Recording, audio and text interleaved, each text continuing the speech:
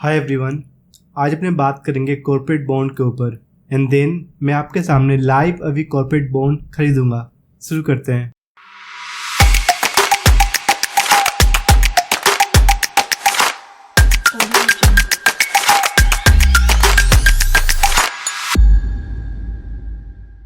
सो corporate bond क्यों?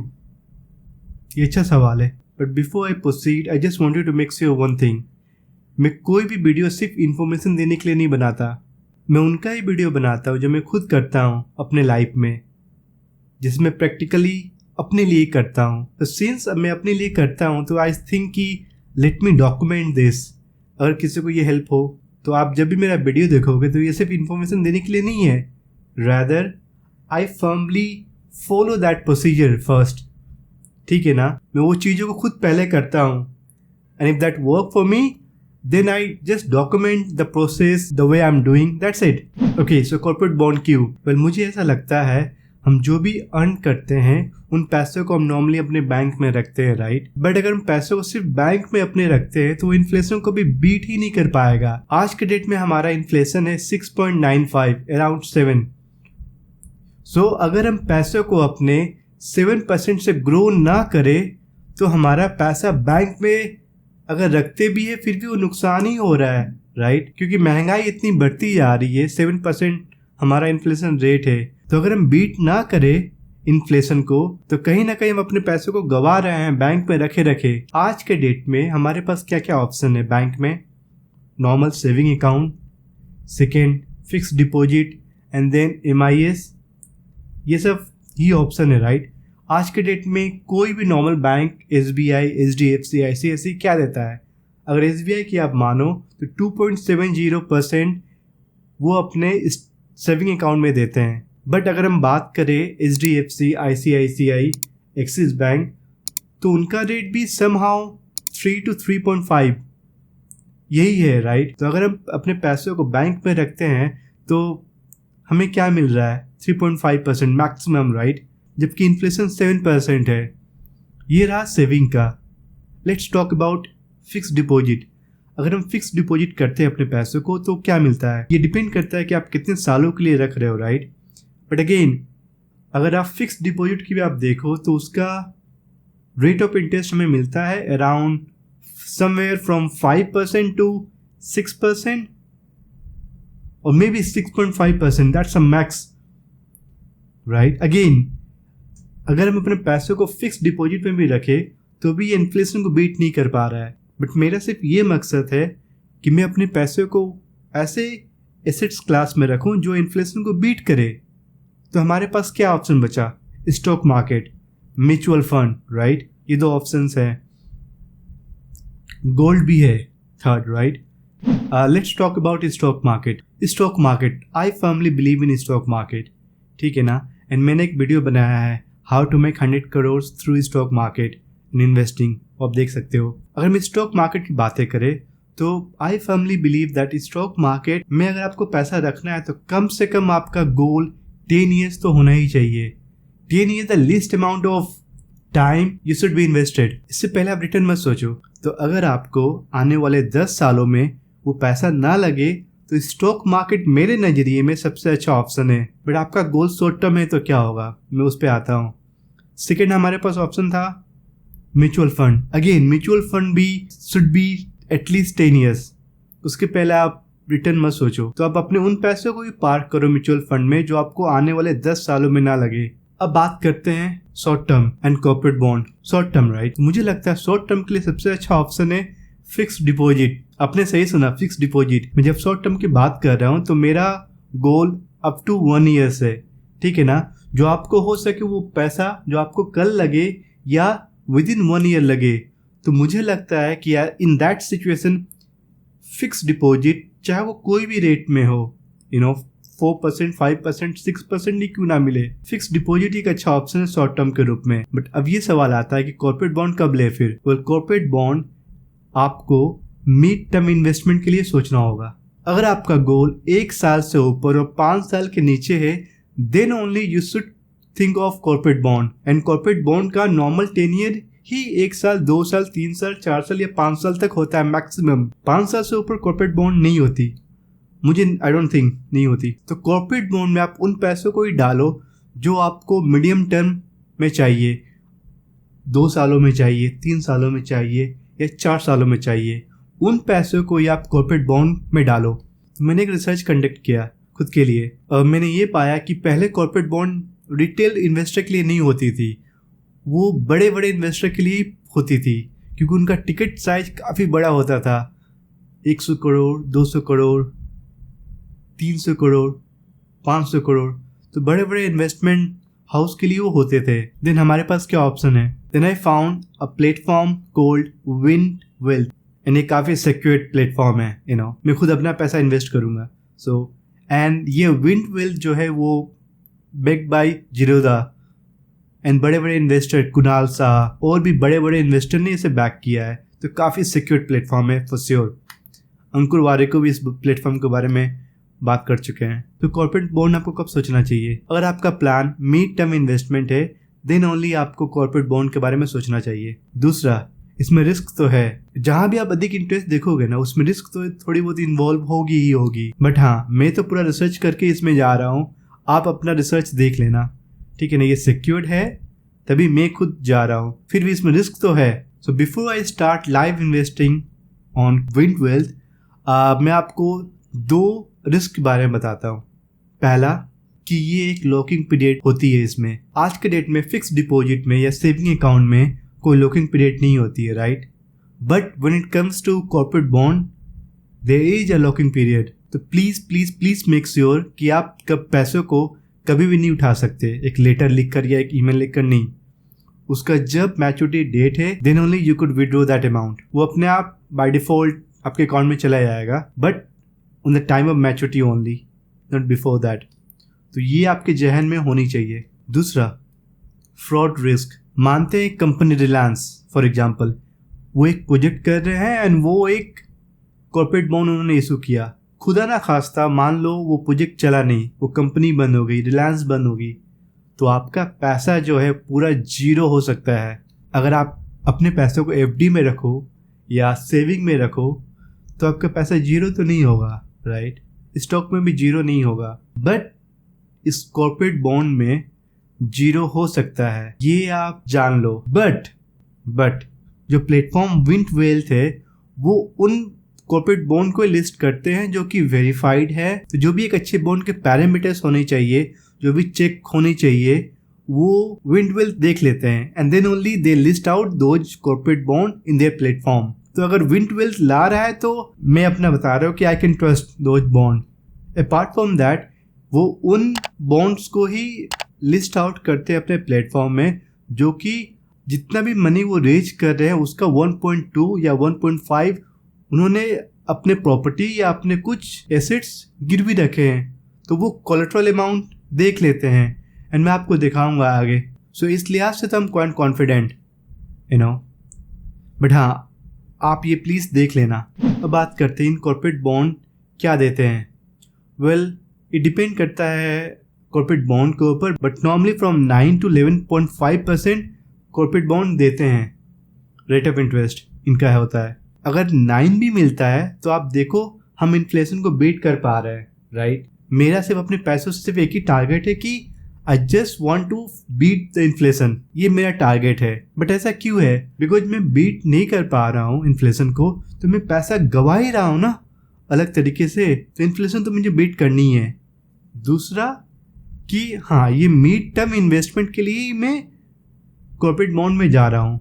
मैं long term investment plan stock market है, ठीक है ना। सो अपनी स्क्रीन पे चलते हैं। सो मैंने अपना अकाउंट बना लिया है। अकाउंट काफ़ी इजी प्रोसेस है। KYC आपको वेरीफाई करानी होगी एंड आई गेस 5 से 10 मिनट में आपका विंड अकाउंट रेडी हो जाएगी। तो जब आपने ओपन करते हैं तो ये विंड का इंटरफेस है।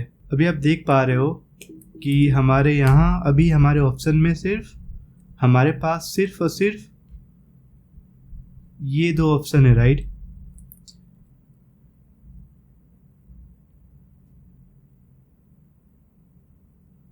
बिकॉज बाकी सब सोल्ड आउट हो चुके हैं। 11.5, 9.25, 9.65।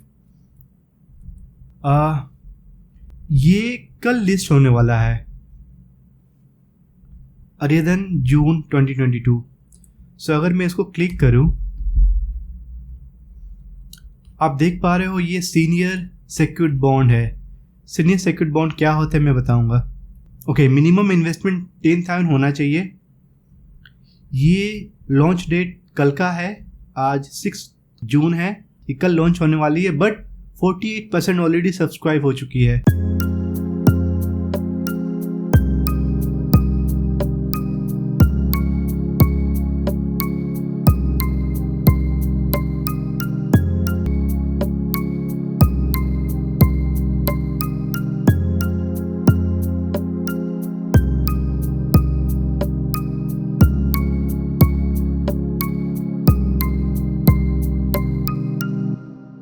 इसका ये 10.5% रिटर्न देंगे। इसका इशू साइज 20 करोड़ है and loan against agriculture communities 1.25x। तो इन्होंने गिरवी रख लिया है 1.25%। तो जो भी गिरवी रखा गया उनको बेचकर जितने भी इनके होल्डर हैं, बॉन्ड होल्डर है, उनको दिया जाएगा। बट हाँ, senior citizen, right, senior secured bond, ये सीनियर सेक्यूर्ड बॉन्ड है। सीनियर सेक्यूर्ड बॉन्ड क्या होते हैं? वेल, सीनियर सेक्यूर्ड बॉन्ड मतलब ये होता है कि सबसे पहले सीनियर को प्रायोरिटी दी जाएगी। अगर कल के डेट में कुछ होता है इन बॉन्ड के साथ, इन कंपनी के साथ, तो जो भी बेच कर जो पैसा आता है, जो रिकवर का होती है, उनको सबसे पहले सीनियर को दिया जाएगा। उसके बाद ही जो नॉर्मल बिलो 60 है उनको कंसिडर किया जाएगा। तो इसलिए इसे सीनियर सेक्योर्ड बॉन्ड बोलते हैं। बट ये सेक्योर्ड है, I believe in this. Okay, so इस बॉन्ड को मैं क्यों ले रहा हूँ? इस बॉन्ड में 2 फायदे हैं। पहला, एवरी 3 मंथ मुझे इंटरेस्ट मिलेगा।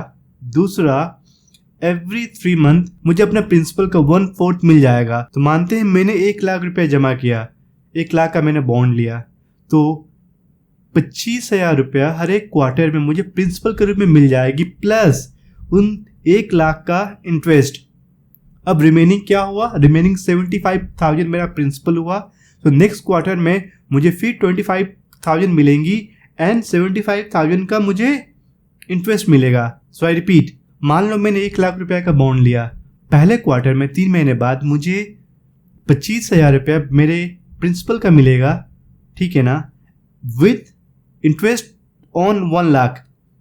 सेकेंड क्वार्टर जो कि 6 महीने बाद होगी, उसमें मुझे 50% तक मिल जाएगी, 25,000 rupees more. So in second quarter मुझे और 25,000 मिलेगी, प्लस 75,000 मेरा बचा था, राइट, क्योंकि 25,000 तो मुझे मिल गई थी। तो 75,000 के ऊपर मुझे 10.5% इंटरेस्ट मिलेगी। जो सेकेंड क्वार्टर में मुझे मिलती है 25,000 और प्लस इंटरेस्ट ऑन 75,000 रुपीज। तो ये सही है ना? आपकी जो रिस्क है वो भी कम होती जा रही है हर एक 3-3 महीना में ही, राइट। तो चलो इसे खरीदते हैं अब। सो अभी मैं इसमें इन्वेस्ट करने वाला हूँ। सो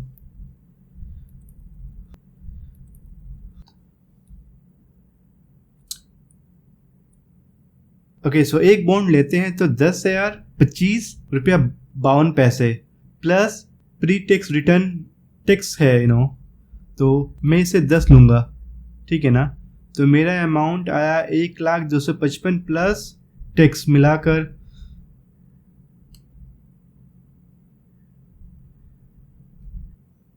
ओके ये कल एक्टिव होंगे, सो मैं let me add the fund. So मैं किसके लिए ले रहा हूँ? मैं अपने यूपीआई में, ये शायद कल ओपन हो रहा है तो मैं कल ही शायद ले पाऊँगा, बट मैं फंड ऐड करता हूँ एंड यूपीआई में 1 लाख का लिमिट होता है, राइट, तो मुझे कम करना होगा। अपने चालू करते हैं।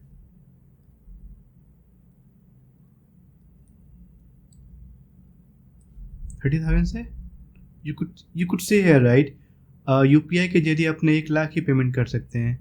हमारे पास बैंक ट्रांसफ़र का भी ऑप्शन है, जो कि मुझे बेनिफिशरी ऐड कर इसे ट्रांसफ़र करना होगा। ये ज़्यादा अच्छा है, बिकॉज इसमें लिमिट नहीं है, राइट। बट अभी दिखाने के लिए मैं यूपीआई करता हूँ। सो इसमें एसेट्स मुझे ये पसंद है, एंड कितने चाहिए मुझे, इसके लिए तो शायद 3 ही होगा, 3 का 30,076 ओके। सो 3 ही करते हैं।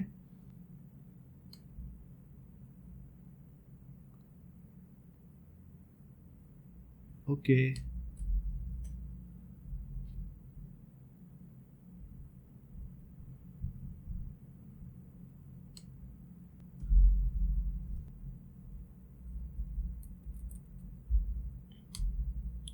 यूपीआई सेलेक्ट चाहिए मुझे, 3 यूनिट चाहिए, ऐड फंड चाहिए,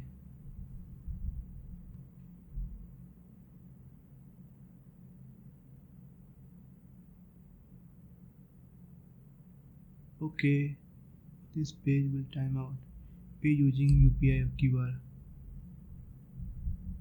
inter UPI, okay. I am sorry, मैंने यूपीआई आईडी नहीं दिया था। सो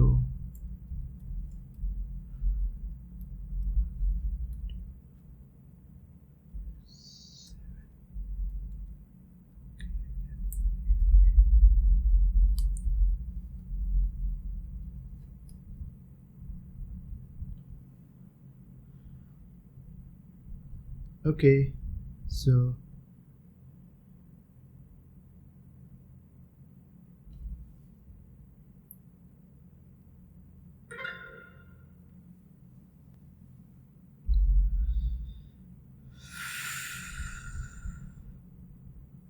good things take time, right? I agree. Okay, so